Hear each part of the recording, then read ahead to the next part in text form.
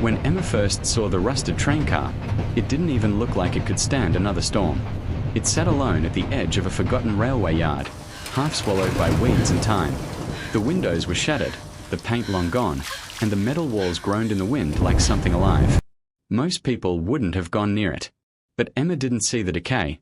She saw a story waiting to be told. The seller had laughed when she handed him 5 crumpled $100 bills. "You sure you want that asterisk thing?" he asked. "It's been sitting there since before the war." She only nodded. Something about it called to her, something she couldn't explain. It wasn't just curiosity. It felt like the train car had been waiting for her. When the crane finally lifted it onto the flatbed truck, flakes of rust rained down like old memories. Neighbors watched from their porches, whispering that she'd lost her mind. What could a single mother with no construction experience possibly want with a 70-year-old hunk of metal? Emma didn't answer anyone. She just followed the truck as it rumbled down the road, the train car chained in place like a sleeping giant. That night, after it was lowered onto the patch of land behind her small house, she stood outside with a flashlight. The air was still, the moonlight reflecting faintly off the corroded steel. When she stepped inside for the first time, the air felt heavy, not from dust, but from history. The floorboards creaked beneath her boots, the faint smell of smoke still clinging to the walls. And just as she turned to leave, her light caught something carved into the metal near the doorway, a name. It wasn't hers. But somehow, it felt like it should be. The next morning, Emma stood in front of the train car with a cup of coffee in her hand, staring at it as if it were a puzzle she needed to solve. In the daylight, it looked even worse. The roof sagged, the floor was soft in places, and the smell of rust and oil hung thick in the air. But underneath all that decay, there was something else. The shape, the craftsmanship, the little brass handles and window frames. They hinted at a time when this train carried people dressed in suits and long coats, when it had life and motion. She pushed the door open again, this time with more courage. Dust floated in the beams of sunlight slicing through the broken windows.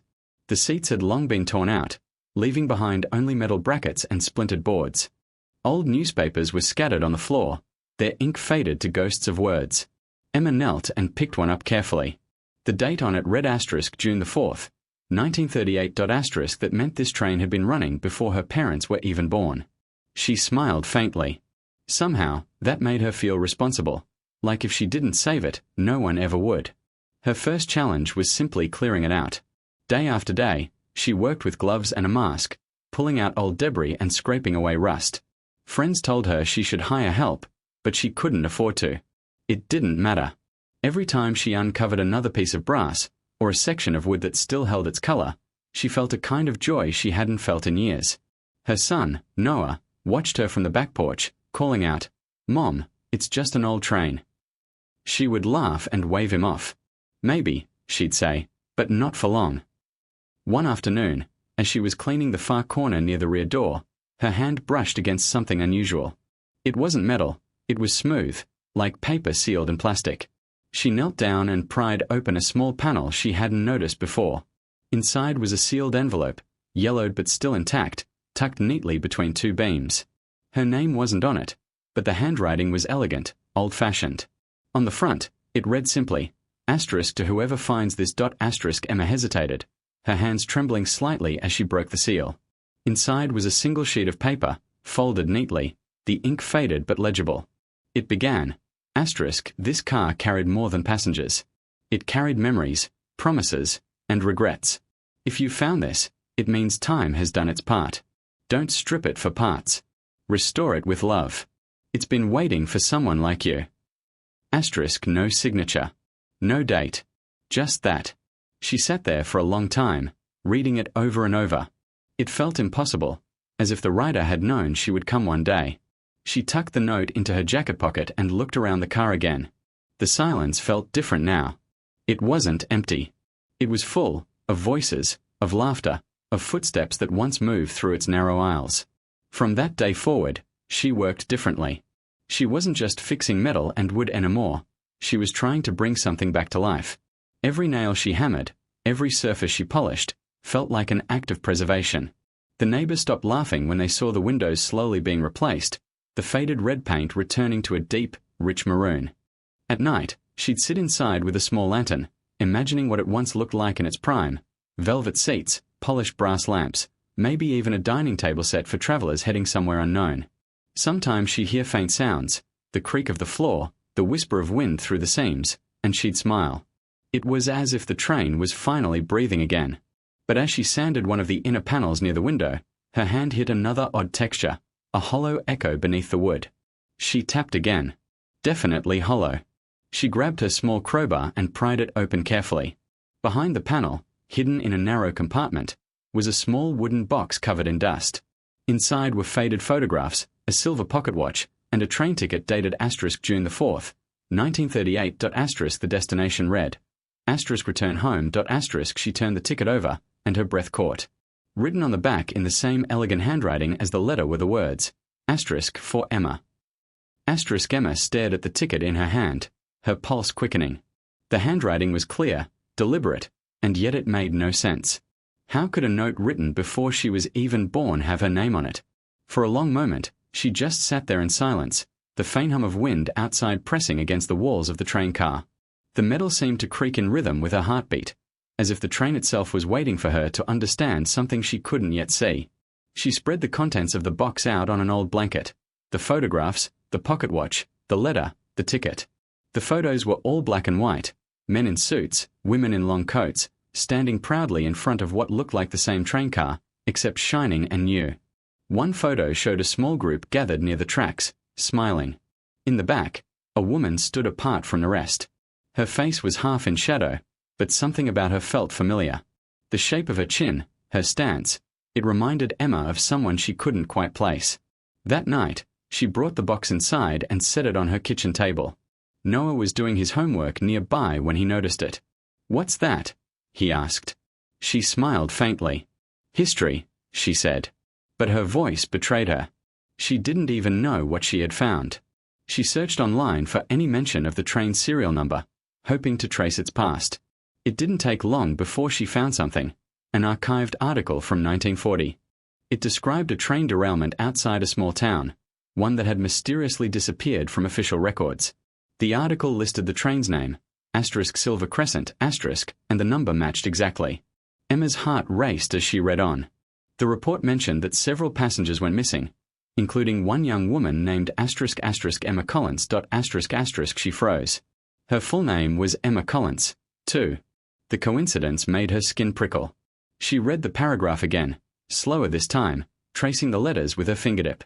The woman had been traveling home after visiting family in the city. No remains were ever found. Locals said the train had been found months later, abandoned and stripped, but one car had been missing entirely, the same car that now sat in her backyard. She shut her laptop and leaned back, staring at the ceiling. It couldn't be possible. But then she thought of the note, for Emma. The name carved near the doorway. The way the train had seemed to hum when she stepped inside for the first time. That night, she dreamed of the train, not as it was now, but as it had been, polished, alive, full of voices and movement. She was sitting inside it, dressed in 1930s clothes, her hair pinned up. The sunlight streamed through the windows, golden and warm. Across from her sat a man with kind eyes, holding a ticket just like hers. He leaned forward and said softly, "You brought it back." Then the world shook, a sound like thunder filled her ears, and she woke with a gasp, heart pounding. The next morning, she went straight to the train car. The air was cold and still. She climbed inside, and for a brief second, the scent of perfume and cigarette smoke filled her nose, fleeting, but real. She reached for the old pocket watch, now sitting on the bench where she had left it. It had started ticking again. She ran her thumb along the smooth surface, her reflection faint in the tarnished silver. The second hand moved steadily, counting moments that shouldn't exist anymore. Beneath the lid, she noticed something she hadn't before, an engraving. It read, *E.C. Time will find you. Her hands trembled as she closed it. She didn't understand what was happening, but she knew one thing for certain. This train wasn't just a relic. It was connected to her in ways that went deeper than blood or time. And for the first time, she began to wonder if she had truly found the train, or if it had somehow found her. For days, Emma couldn't stop thinking about the pocket watch and the name inside it. Every time she walked past the train car, she felt it, an invisible pull, as if it were trying to tell her something she hadn't yet understood. The nights grew longer, quieter, but she found herself spending more time out there, sitting inside the old car with only her lantern for company. It had once felt like an empty shell, but now it almost felt alive. The air carried whispers of the past, soft, fleeting sounds that faded the moment she tried to listen too closely. One evening, as rain began to fall, she sat by the window, running her fingers along the engraved initials again. *EC. The ticking inside the pocket watch was faint but steady, the rhythm oddly comforting. She began writing everything she'd found: the letter, the ticket, the photo, the article about the derailment. She wanted to make sense of it, to map it out like a puzzle. But the more she connected the pieces, the more impossible it seemed. The woman who disappeared, Emma Collins, had been her exact age when she vanished. Even the handwriting on the old letter looked eerily similar to her own. When the rain turned to a steady downpour, she noticed something strange. Tiny droplets leaked through a seam in the wall, except they weren't falling naturally.